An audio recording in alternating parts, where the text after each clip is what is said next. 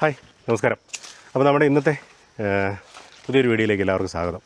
ഇന്ന് പക്ഷേ എനിക്ക് അത്ര ആരോഗ്യം പോരാ. കഴിഞ്ഞ ഒരാഴ്ചയായിട്ട് ജലദോഷം, പനി, വൈറൽ ഫീവർ, അത് ഇത് എല്ലാം ആയിട്ട് കുറച്ച് പ്രശ്നമായിരുന്നു. നമ്മുടെ ആദ്യത്തെ വ്ളോഗ് നിങ്ങളെല്ലാവരും ഏറ്റെടുത്തു, അതുപോലെ അഭിപ്രായങ്ങൾ പറഞ്ഞു.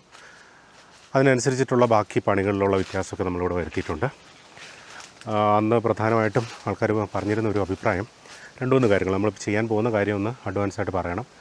അതുപോലെ തന്നെ സുനീഷ് ഭായ് സൂചിപ്പിച്ച പോലെ നമ്മൾ ചപ്പ് നിരത്തുന്നതിൽ മുഴുവൻ ചപ്പ് മാറ്റണ്ട, മറ്റേ തന്നെ ചെടി ക്ലീനാക്കുക, അതിനുശേഷം ചപ്പ് അങ്ങനെ തന്നെ നിർത്തുക. അതുപോലെ തന്നെ അതിൻ്റെ മുകളിൽ കൂടെ വേണമെന്നുണ്ടെങ്കിൽ നമ്മൾ കൊപ്പടിക്കുന്നത് നിരത്തുക. ആ ഒരു രീതി തന്നെ നമ്മൾ പിന്നീട് തുടർന്നു. അപ്പം താഴെയുള്ള ഒരു 300 ചെടിക്ക് നമുക്ക് അല്ലാതെ തന്നെ ക്ലീൻ ആക്കിയിട്ടുണ്ടായിരുന്നു. അത് നമ്മൾ ചപ്പ് അവിടെ നിരത്തി വിട്ടിട്ടുണ്ട്. ആ വിഷ്വൽ ഞാൻ കാണിച്ചു തരാം. അപ്പോൾ ഇന്നത്തെ വ്ളോഗിലേക്ക് ഒരിക്കൽ കൂടി സ്വാഗതം. ഇന്ന് നമ്മൾ പ്രധാനമായിട്ടും കാണിക്കാൻ പോകുന്നൊരു വിഷ്വൽ എന്താണെന്ന് ചോദിച്ചു കഴിഞ്ഞാൽ നമ്മുടെ കൊപ്പടിക്കൽ. അത് നമ്മൾ പുറകെ നടന്ന് വഴക്കൊക്കെ ഉണ്ടാക്കി, വഴക്ക് നമ്മൾ ഈ വീഡിയോക്കകത്ത് കാണിക്കുന്നുണ്ട്. വഴക്കൊക്കെ ഉണ്ടാക്കിയിട്ടാണെങ്കിലും ശരി, നമ്മൾ കൊപ്പടിക്കാൻ നമ്മുടെ സുഹൃത്തുക്കൾ തന്നെയാണെല്ലാം, അവരെല്ലാം വന്നു കൃത്യമായിട്ട് അവർ ചെയ്ത് 4-ാമത്തെ ദിവസം നമ്മൾ അടിച്ചുകൊണ്ടിരിക്കുകയാണ്. അപ്പോൾ അതിൻ്റെ ഒരു വിഷ്വൽസ് നമുക്ക് ആദ്യം കാണാം. ഈ മരത്തെ കയറിയിരിക്കുന്നവന് നമ്മുടെ അനീഷ് ഭായ്, പുള്ളി ഒരു ദിവസം വെട്ടിയിട്ട് മൂന്നാറിന് ടൂർ പോയി. ഇന്ന് ക്ഷീണമാണ്, നാളെ വരും. ഇനി തീർത്തിട്ടേ നമ്മൾ ഇവിടുന്ന് വിടുകയുള്ളൂ, അല്ലെങ്കിൽ നമ്മൾ വീട്ടിൽ വന്ന് കുത്തിയിരിക്കും. ഉള്ള കാര്യം ഞാൻ പറഞ്ഞേക്കാം. വെറുതെ ആവശ്യമില്ലാതെ എന്നിട്ട് 2 ദിവസം വെട്ടും, 3-ാമത്തെ ദിവസം വേറെ എവിടെയെങ്കിലും പോവും. കണ്ട നിങ്ങളെവിടെ പോവാ? എന്നിട്ട് അപ്പോൾ പിന്നെ ഒരാടെ കാര്യത്തിൽ തീരുമാനമായേ.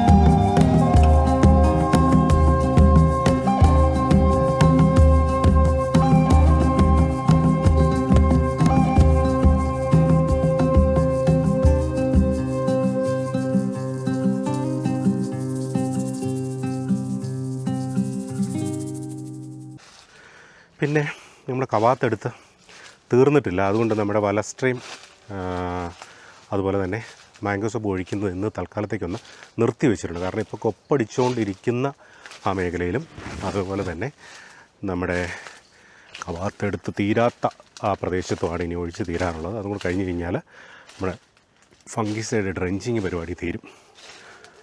അതിനുശേഷം എന്താണ് ചെയ്യുന്നത് എന്നുള്ളതിനെക്കുറിച്ചാണ് നമ്മളിനി ഇന്ന് പറയാൻ പോകുന്നത്. അതിനുശേഷം പ്രധാനമായിട്ടും ചെയ്യുന്നത്, അപ്പം നമ്മൾ ഫംഗിസൈഡ് ഡ്രെഞ്ചിങ് കൊടുത്തത് കൊണ്ട് സംഭവിക്കാൻ പോകുന്നത് എന്താണെന്ന് ചോദിച്ചു കഴിഞ്ഞാൽ, പൊതുവേ ഒന്ന് ചെടിയൊന്ന് ചെറിയൊരു അറസ്റ്റിലേക്ക് ചിലപ്പോൾ ഒന്ന് പോകാൻ സാധ്യതയുണ്ട്. അതിനുശേഷം നമ്മൾ മരുന്നും കൂടെ കൊടുക്കുകയാണ്.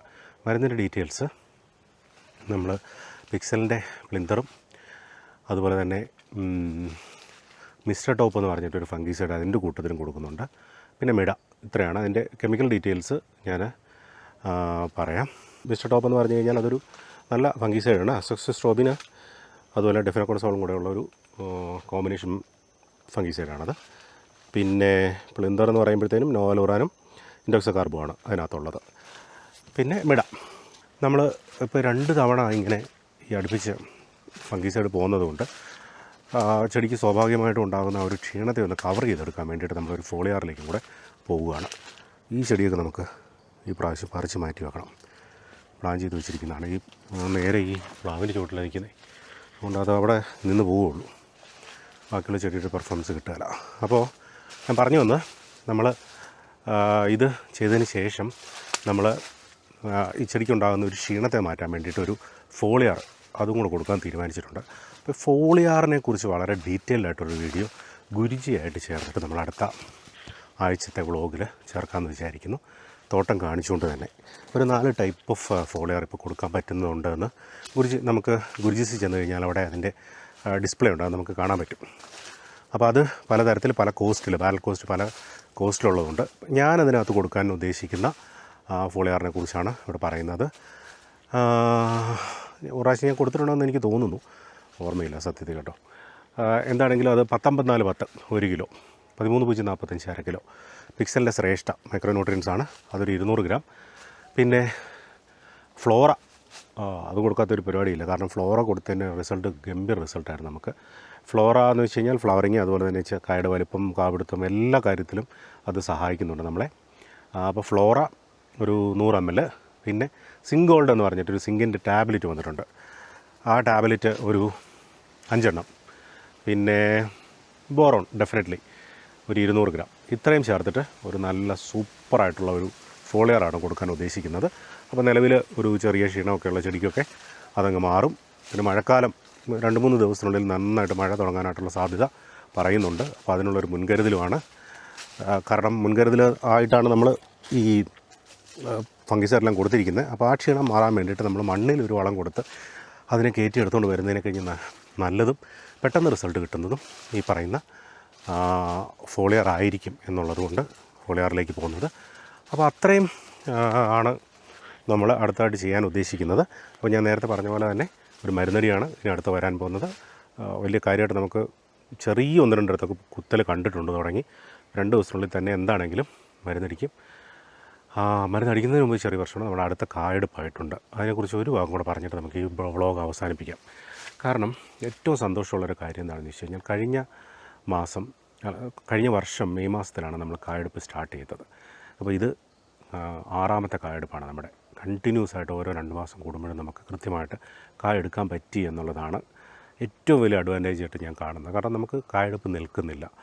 അത് ഡെഫിനറ്റ്ലി ഗ്രൂപ്പ് അതുപോലെ തന്നെ നമ്മുടെ ഗുരുജിയുടെ ഒരു സഹായം, നമ്മൾ ചെയ്യാൻ ഉദ്ദേശിക്കുന്ന രീതിയിൽ നമുക്ക് ചെയ്യാൻ പറ്റി എന്നുള്ളതൊക്കെ കൊണ്ടാണ് അത് നടന്നതെന്നാണ് എനിക്ക് തോന്നുന്നത്. എന്താണെങ്കിലും ശരി, അടുത്ത കായെടുപ്പാണ്. കായെടുപ്പിന് ശേഷം കായെടുപ്പിന് തൊട്ട് പുറകെ തന്നെ മരുന്നും കൂടെ അടിച്ച് പോരുകയാണ്. അപ്പം മരുന്നടി പ്ലിന്തറും മിസ്റ്റർ ടോപ്പും മിഡായും അത് കഴിഞ്ഞതിന് ശേഷം നമ്മുടെ ഫോളിയാർ ഞാൻ നേരത്തെ പറഞ്ഞാൽ 19-10 13.45 ശ്രേഷ്ഠ, ഫ്ലോറ, സിങ്കോൾഡ്, ടാബ്ലറ്റ്, പിന്നെ ബോറോൺ.